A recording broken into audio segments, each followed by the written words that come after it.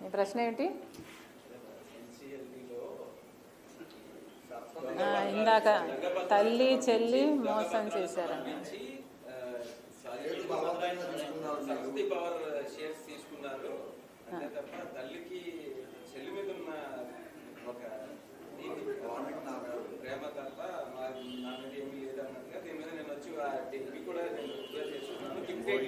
జగన్మోహన్ రెడ్డి గారు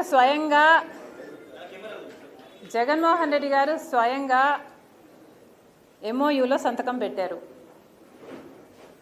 తన చెల్లెలికి అంటే నా బిడ్డలకి ఈ ఆస్తులు అన్నట్లుగా సంతకం పెట్టారు. ఇంతవరకు కూడా ఒక్క ఆస్తి కూడా నా చేతుల్లో పెట్టలేదు.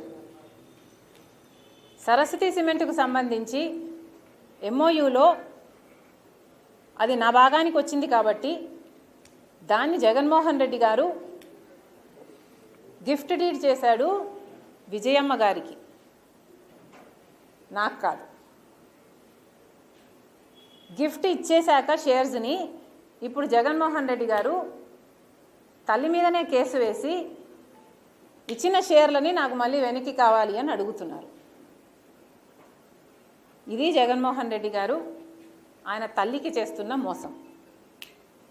జగన్మోహన్ రెడ్డి గారు నన్ను ఎఫెక్ట్ చేసే స్థాయి దాటిపోయారు. Jagan Reddy does not affect me anymore. నాకు ఆస్తులు ఇస్తాడా ఇవ్వడా అన్నది ఐ డోంట్ కేర్. కాకపోతే జగన్మోహన్ రెడ్డి గారు తల్లి మీద కేసు వేసిన వాడిగా మిగిలిపోతాడు. నా బిడ్డలకి, సొంత మేనల్లుడికి, సొంత మేనకోడలికి ద్రోహం చేసి వాళ్ళ ఆస్తులు లాక్కున్నవాడిగా మిగిలిపోతాడు. సొంత మేనల్లుడు మేనగోడల ఆస్తి కాజేయటానికి సుబ్బారెడ్డి లాంటి వాళ్ళ చేత ఎన్నైనా అబద్ధాలు చెప్పిస్తారు.